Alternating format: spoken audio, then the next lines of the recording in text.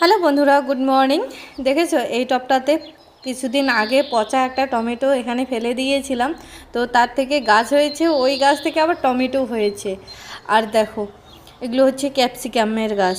ক্যাপসিকামগুলো আগে কিছুদিন আগে ফেলেছিলাম, তো এক টব আর কি ক্যাপসিকামের চারা বেরিয়েছিল, তো সেখান থেকে সবগুলো তো রাখা সম্ভব না, তো আমি কিছু ক্যাপসিকামের গাছ রেখে বাকিগুলো ফেলে দিয়েছি। তো তাই আর কি মাটির অভাবে, সারের অভাবে ওইরকম হয়ে গেছে, কিন্তু ফল আসতেছে।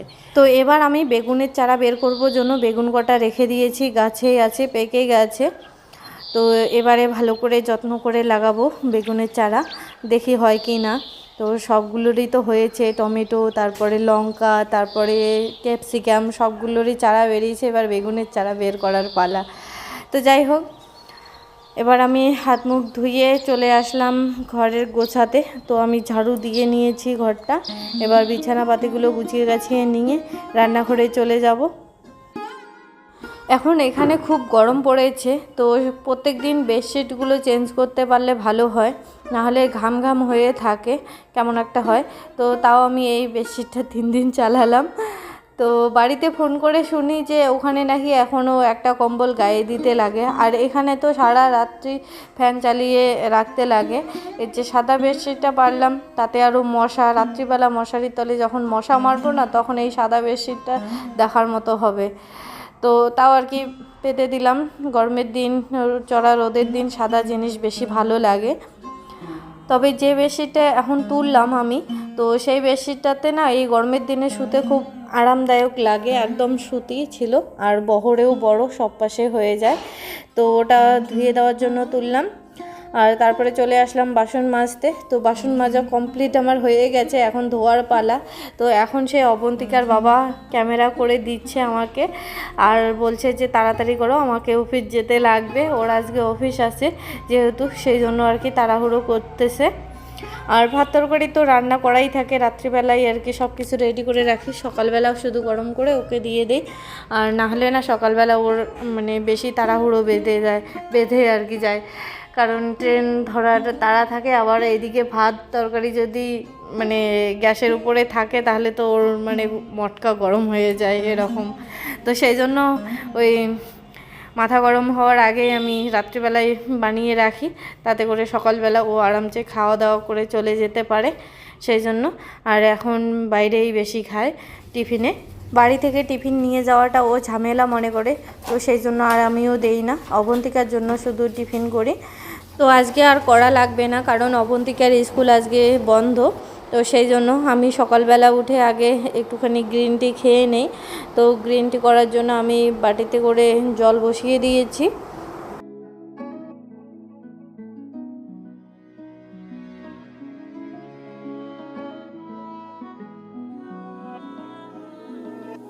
তো গ্রিন টি আমার হয়ে গেল। অবন্তিকাকে আমি দিয়ে দিচ্ছি হচ্ছে সকাল সকাল 1 গ্লাস জল, আর হচ্ছে খেজুর, তারপরে বাদাম, এগুলো তো অনেক দিন থেকেই দেই না, আর সাদা দাগটা একদমই কমতেছে না, তো আবারও দিচ্ছি। ও না খেতে চায় না, জোর করে করে খাওয়াতে লাগে, তো সেই জন্য মানে প্রত্যেকটা সকাল এই হই হই করার থেকে বন্ধ করে দিয়েছিলাম। তো সাদা দাগটা দেখে আবারও বাড়তেছে। তো সকালবেলা উঠে আগে মলম লাগিয়ে দিলাম ওকে, তারপরে যে খেজুর টেজুর ওগুলো দিয়ে দিলাম। আর আজকে ভাবছি যে ও তো এরকম করে খেতে চায় না, তো আজকে না অন্যরকম করে বাদাম, কিশমিশ, তারপরে কাজু বাদাম, তারপরে কাঠবাদাম, সবগুলোরই একটা অন্যরকম একটা লাড্ডু বানিয়ে ওকে খাওয়াবো। দেখি ও ওই রকম করে যদি পছন্দ করে তো ভালো, না হলে কি আমার পেটেই যে সব যাবে। তো সকালবেলা আমি আজকে রান্না করব হচ্ছে সজনা আলু করলা চচ্চড়ি। তো কেটে রেখেছিলাম সেই কালকেই, তো কালকে আর রান্না করা হয়নি, সেই জন্য ভাবছি যে আজকে আমি রান্নাটা সকাল সকাল করে ফেলি। তো আজকে না অন্যরকম করে করব, বড়ি দিয়ে শুক্তো টাইপের। তো সেই জন্য আমি এখানে আলু, তারপরে করলা আলাদা করে ভেজে নেব। তো ছোটো কড়াইতে তেল নিয়ে নিয়েছি, গরম হয়ে গেলে আমি এক এক করে সবগুলো ভেজে নেব বড়ি শুদ্ধ, তারপরে আমি আলাদা করে রান্না করব আর কি।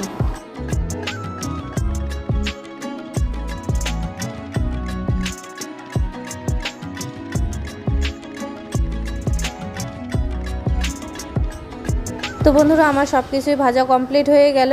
তো পুরো সবজিটা আমি রান্না করব হচ্ছে এই ননস্টিকের প্যানে। তো কালকে না পটল ভেজেছিলাম, তো সেই জন্য এর মধ্যে তেল রয়ে গেছিলো, ঢাকা দেওয়া ছিল, তো তেলটা ওই কড়াইতে দিয়ে দিলাম। তারপরে আমি আবার তেল একটুখানি হিট হয়ে গেলে তেলগুলো দিয়ে এর মধ্যে দিলাম হচ্ছে শুকনো লঙ্কা আর হচ্ছে পাঁচফোড়ন, তারপরে দিয়ে দিলাম হচ্ছে পেঁয়াজ। ভালো করে ভাজা ভাজা করে নিয়ে এর মধ্যে দিয়ে দেবো হচ্ছে সজনেগুলো একটুখানি নাড়াচাড়া করে তারপরে এর মধ্যে আমি দিয়ে দেবো হচ্ছে লবণ, হলুদ, তারপরে একটুখানি আদা বাটা। একটুখানি ভাজা ভাজা হয়ে গেলে এর মধ্যে দিয়ে দেবো হচ্ছে শুকনো গুঁড়ো মশলাগুলো, যেমন ধরো জিরে গুঁড়ো, ধনে গুঁড়ো, এগুলো। লঙ্কা গুঁড়ো দেবো না, কারণ আমি যে মশলাটা আগে থেকে বানিয়ে রেখেছিলাম সর্ষে, পোস্ত আর হচ্ছে বাদামের একটা পেস্ট, তার মধ্যে আমি প্রচুর পরিমাণে লঙ্কা দিয়ে রেখেছিলাম, তো সেই লঙ্কার ঝালটা তো আছেই, তো সেই জন্য আর আমি শুকনো লঙ্কার গুঁড়ো দিলাম না। তারপরে আমি ভাজা সব কিছু দিয়ে তারপরে একটুখানি জাল করে নিয়ে নামিয়ে নেব। তো বন্ধুরা সবজির সব জল শুকিয়ে গেছে, আর যেরকমটা চেয়েছিলাম সেরকমই হয়েছে। সজনের ডাঁটাগুলো, আলুগুলো খুব সুন্দর সেদ্ধ হয়ে গেছে, এখন নামিয়ে নেওয়ার পালা। তো সকাল সকাল খুব সুন্দর একটা সবজি হয়ে গেল। এখন আমি খাওয়া দাওয়া করবো, অবন্তিকাকেও দিব। অবন্তিকা যেহেতু করলা ভালোবাসে না, ওকে বড়ি, তারপরে সজনের ডাঁটা, আলু এগুলো আলাদা করে দিতে লাগবে। তো তাও একটা দুইটা ওর পাতে আর কি করলা দিয়ে দেই, যাতে খায়, জোর করি খাওয়ার জন্য। তো রান্না কমপ্লিট করে ঘরে এসে দেখি অবন্তিকার পড়া কমপ্লিট হয়ে গেছে। তো ওর মাথার মানে চুলগুলো কেমন হয়ে গেছে, কালকে হোলি খেলেছিল, শরীরটাও বুঝে খারাপ লাগছে নাকি। তো আমি একটুখানি ওর মাথায় তেল মালিশ করে দিয়ে দিচ্ছি।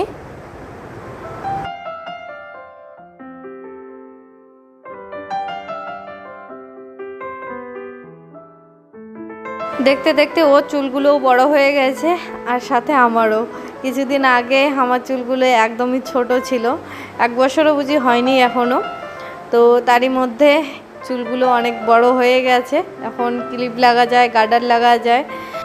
তো বন্ধুরা এখন আমি ড্রাই ফ্রুটসের লাড্ডু বানানোর জন্য প্রস্তুতি শুরু করে দিলাম। এখানে সব ধরনের ড্রাই ফ্রুটস নিয়ে এসেছি। ওয়ালনাট আছে, কিশমিশ আছে, কাজু বাদাম আছে, কাঠবাদাম আছে, আর আছে খেজুর। এর মধ্যে আরও কিছু ড্রাই ফ্রুটস আলাদা আলাদা ধরনের থাকলে ভালো হতো। তো ঘরে যা যা আছে তাই দিয়েই আগে তৈরি করে দেখি মেয়ে খায় কি না, তারপরে না হয় দেখা যাবে আলাদা কিছু, তাই না? তো সবগুলোই আমি ছোট ছোট করে কুচি কুচি করে কেটে নিচ্ছি। তারপরে খেজুরের থেকে বীজগুলো বের করে নেব, আর খেজুরটা একটুখানি মিক্সিতে পেস্ট করে নেব, তাহলে গুড়ের মতো হয়ে যাবে। তারপর ঘি দিয়ে ভেজে ভেজে এগুলো আর কি লাড্ডু বানানোর চেষ্টা করব। প্রথমবার মোবাইলে দেখেই আজকে আমি বাড়িতে বানানোর চেষ্টা করতেছি, দেখি কেমন হয়। তো বন্ধুরা ড্রাই ফ্রুটসগুলো এমনিতেও খাওয়া যায়, আর ভালো করে দেখে শুনে খেলে তো কিছু কিছু ময়লা, নোংরা, ধুলাবালি এগুলো দেখা যায়, নজরে পড়ে। তো সেই জন্য আর আমি কোনো চান্স নিলাম না, সবগুলোই প্রায় ধুয়ে নিয়েছি আর জলটা ভালো করে ঝেড়ে নিয়েছি। নেওয়ার পরে আমি খেজুরটা পেস্ট করে নিচ্ছি, আর বাকি যে ড্রাই ফ্রুটসগুলো ওগুলো ঘি দিয়ে ভেজে নেব।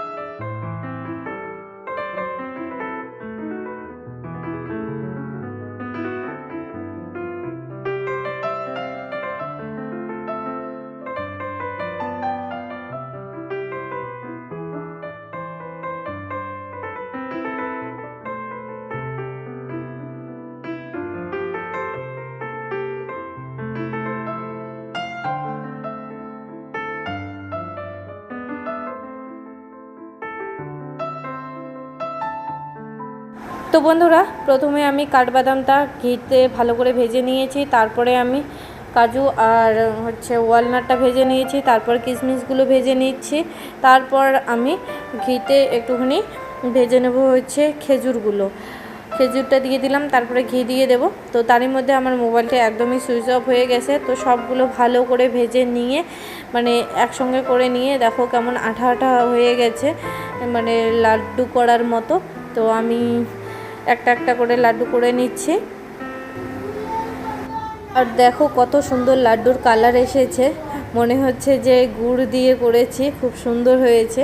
তো আমি একটা টেস্ট করে দেখলাম, খুব ভালো হয়েছে। এবারে অবন্তিকার টেস্ট করার পালা, দেখি ও কি বলে।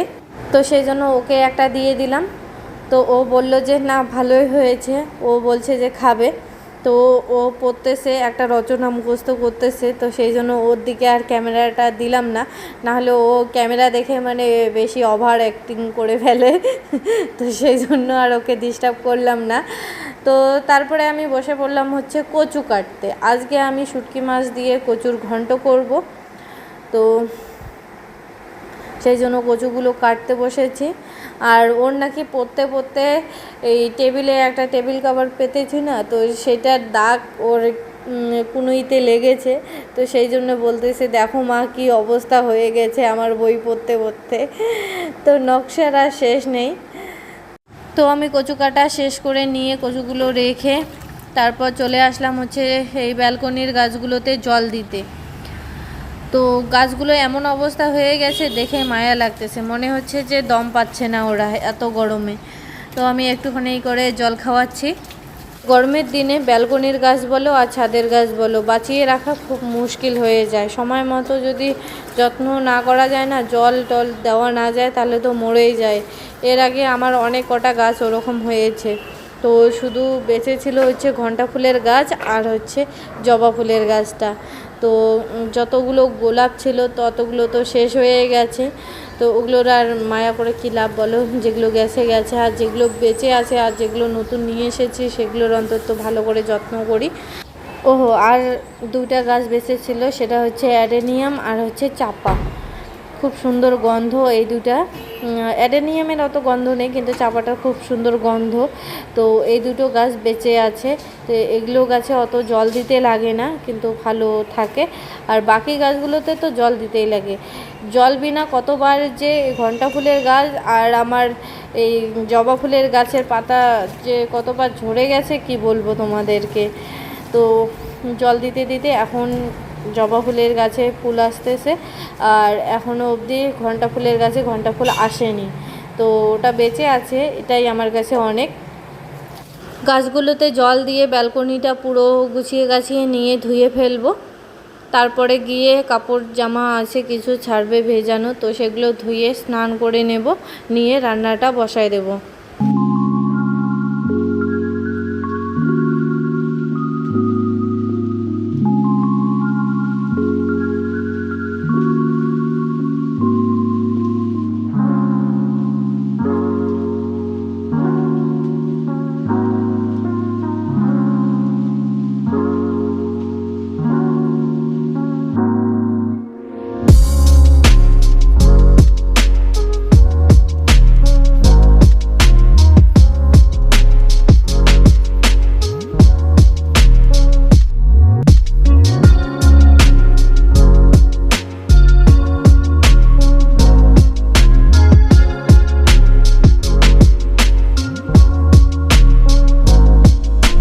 তো বন্ধুরা, কাপড় জামাগুলো ধুয়ে ছাদে নেড়ে দিয়েছি, তারপর স্নান করে চলে আসলাম রান্নাঘরে।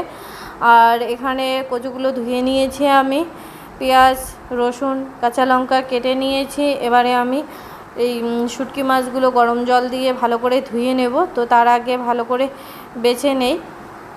আর ওইদিকে কড়াইটা হিট হতে দিয়েছি। তবে এদিকে না অনেকেই কচু শাকগুলোকে আগে গরম জলে একটুখানি ভাপিয়ে নেয়, তো তারপরে রান্নাটা করে। আমি না ভুলে গেছি, ওরকম করে আমিও করতে চেয়েছিলাম কয়েকদিন ধরে, কিন্তু আমি এই রান্নার দিনেই ভুলে গেছি সব। তো আমি যেরকম করে রান্না করেছি সেরকম করে দুর্দান্ত টেস্ট হয়েছে। আর আমি বরাবরই এরকম করে রান্না করে এসেছি, তো টেস্ট হবে না কেন বলো।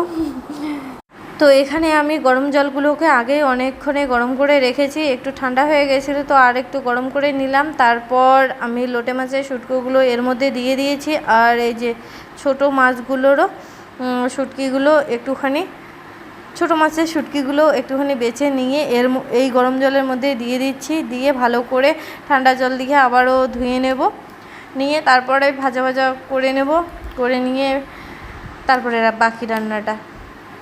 তো বন্ধুরা, তোমরা তো দেখেছো এই কড়াইটা অনেকক্ষণে বসিয়ে দিয়েছিলাম হিট হওয়ার জন্য। কড়াই তো অনেকক্ষণে হিট হয়ে গেছে। তো এখন আমি তেল দিয়ে শুটকি মাছগুলো ভেজে নিচ্ছি। একদমই সিম্পল রান্না। তো শুটকি মাছগুলো ভেজে নেওয়ার পরে আমি এর মধ্যে দিয়ে দেবো হচ্ছে পেঁয়াজ, কাঁচা লঙ্কা, রসুন দিয়ে ভালো করে ভাজা ভাজা করে নিয়ে আমি দেবো হচ্ছে তোমার কচু শাকগুলো দিয়ে লবণ হলুদ দিয়ে ঢাকা দেব। ঢাকা দিয়ে লো ফ্লেমে রান্না করব, তাতে আর এক্সট্রা করে জল দিতে হবে না। আর কচু শাকের যা জল তো সেইটা দিয়েই সেদ্ধ হয়ে যাবে। তো আমি তেজপাতাও দিয়েছি আর পাঁচফোড়নও দিয়েছি, কিন্তু তোমরা দিতে ভুলো না। তো তারপরে এখানে দেখো শাক নিয়ে এসেছি, কলমি শাক। তো কলমি শাকগুলো এদিকে বেছে নিচ্ছি, ওইদিকে রান্নাটা হচ্ছে, কচু শাকগুলো সেদ্ধ হচ্ছে।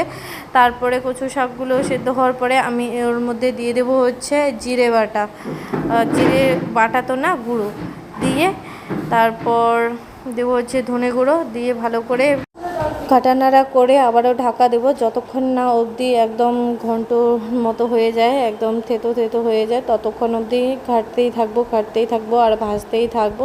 লাস্টে আমি এর মধ্যে দেবো হচ্ছে তোমার শুটকি মাছগুলো দিয়ে আবারও ভালো করে ভেজে নিয়ে তারপর নামিয়ে নেব। ও আর একটুখানি দেবো হচ্ছে চিনি দিলে আরও টেস্টটা ভালো আসে ঘন্টের। তো বন্ধুরা, এদিকে আমার শাক বেছে নেওয়া কমপ্লিট হয়ে গেছে। তো আমি ধুয়ে নিচ্ছি, এবারে শাক ভাজা করব শুধু রসুন আর হচ্ছে কাঁচা লঙ্কা চির করে দিয়ে। তো ব্লগটা আজকে এমনিতেই বড় হয়ে যাচ্ছে, তো সেই জন্য আর বেশি বাড়াবো না।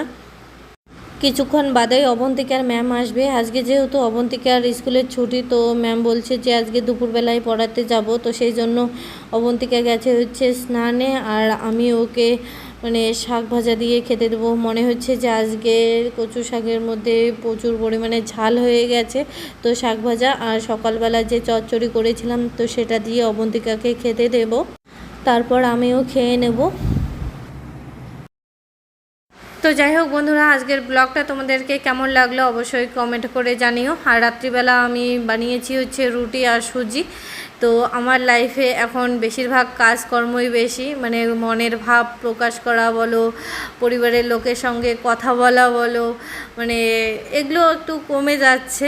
তো যার কারণে কাজটাই বেশি দেখাচ্ছি, আমাদের খুলসুটি, আমাদের কথাবার্তা এগুলো দেখাতে পারছি না, এগুলো হচ্ছেই না, তো দেখাবো কি করে, এই আর কি। তো যাই হোক, ভিডিওটি ভালো লাগলে লাইক কমেন্ট শেয়ার করে দিও, আর নতুন বন্ধু হলে চ্যানেলটিকে সাবস্ক্রাইব করে দিয়ে পাশে থাকা বেল বাটনটি অল নোটিফিকেশনে ক্লিক করে দিও। তো তাতে করে আমার নিত্য নতুন ভিডিও আমি যখনই আপলোড করব তখনই তোমাদের কাছে নোটিফিকেশন চলে যাবে। দেখা যাচ্ছে পরের আর একটি ব্লগের সাথে। টাটা, সবাই ভালো থেকো, সুস্থ থেকো, সাবধানে থেকো।